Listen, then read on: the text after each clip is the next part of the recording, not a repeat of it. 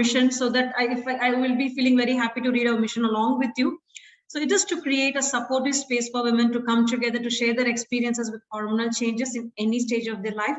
In this space, there will be also opportunities to learn from each other as well as from experts. Together, we'll explore, be informed, and challenge taboos and myths, preconceived notion, and about this topic. So the woman behind the hold. So it started with Vasu's thought, like 1.5 years ago, the previous Women's Day, before 1 week ago, Women's Day, she called and said, like, she's having a thought like this. Why can't we group together? So it started with Vasu, and Vasu joined with Bhairavi, Anjali, and myself, and then Hold was born. That's about it for today about the introduction of Hold. I would like, I had one more very simple agenda, just like, so we have a wonderful site, and more than a site, like we also have, I'm sure you're seeing my screen about the site. We were not seeing the site. We were seeing us again. Okay, so I'm going to show that without taking much time. Okay. Yeah, so this is our site, like it's a collection of all the events that we have done. In case you want to search for a specific thing, okay, have they already discussed, you can refer here. This is our YouTube channel, Hold Forum for Women. You have only 30 seconds, you can listen to our shorts, and you have a long time, just start a video and you have all the topics, like about menopause, about hair during menopause, about yoga, fashion, all that and whatnot. Just check it out and fill the form at the end of the session to know that what's happening in the next session. And with this, I hand over to Bhairavi, my team member. Bhairavi, over to you.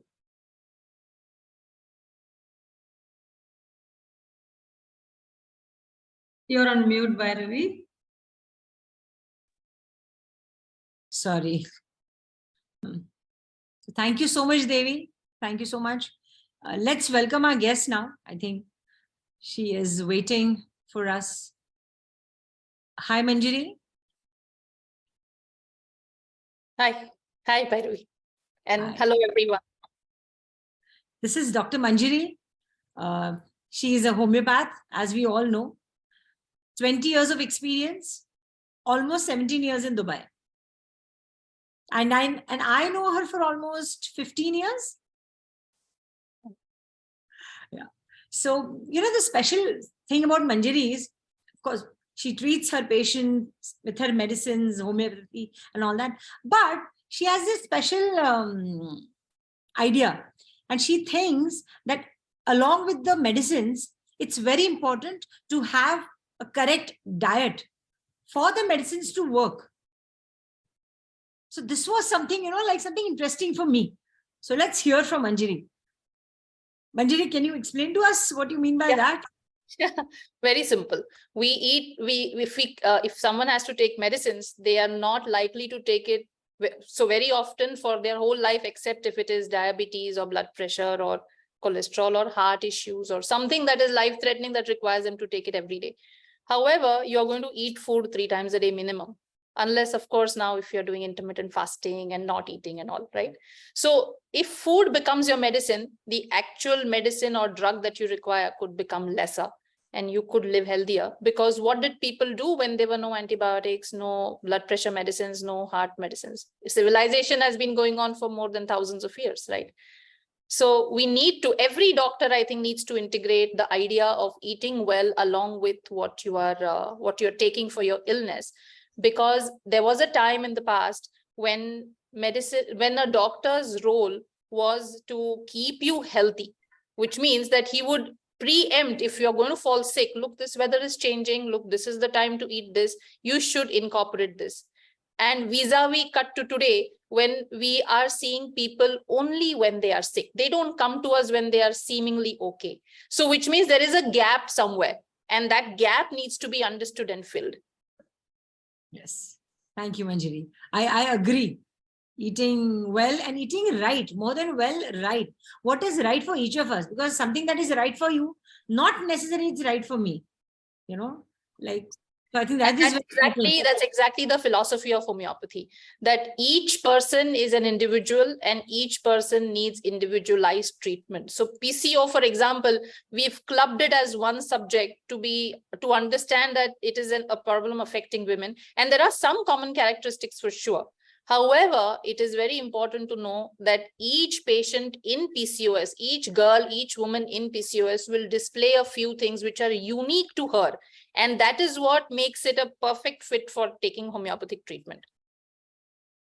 I agree. I agree. I think we should start with the questions because I'm sure they all are waiting to ask you their queries. I think I'll pass it on to Anjali. Vasu. Sorry. Vasu. No problem. Hi, Vasu. Hi, Manjari. Hi, Vasu. So you started, I'm happy you and Bhairavi started by talking about food. So I've heard that when you go to a homeopathic doctor, the first thing that they ask is about your life history. Is that true? Not the first thing. The first thing we ask is about what is ailing you and what brings you to see the doctor and what are the key problems that you have. And then to understand, or suppose if they've come with a problem that has been there for say 10 years, then 10 years is a long time to have a problem, given that body cells are rejuvenating on a daily basis. So we need to understand what is it that has kept the problem going for 10 years. And in that scenario, the life history becomes important, right? Okay. No problem stays there because it loves to stay there. There is something that is maintaining it within the system. Correct. So we need to understand what is maintaining it. And therefore, and then of course, then it comes that why did this person have this problem? Which means there is something in his family history, in what his parents had, in what his grandparents had, in what his circumstances were when he or she was small. And therefore, arrive. Actually, to be honest, the short disruption that we had in the beginning, it did not disturb me, as it must have disturbed a lot of others. Because for me, that was a significant symptom of someone having a deep-seated psychological plus hormonal issue. Right?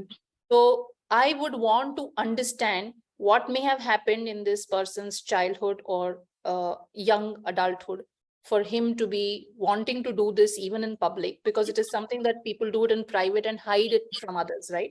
They do it in solitude typically. So this is how we have to understand where hormonal diseases come from. They don't just come because you ate cheese. No, it's not like that. This is a mistake that people don't realize, that, oh, because I ate a lot of junk food, I fell sick. No, the junk food was the final trigger, or maybe just one of the triggers, but there is something that has gone way behind, in the past, that brought this stage today. That is so wonderful that you connected the thinking process behind a disease, and you took the live example that happened here. And I'm so sure that everybody's feeling already better because you spoke about it. I'm feeling better that you spoke about it, and much calmer. Thank you so much for that.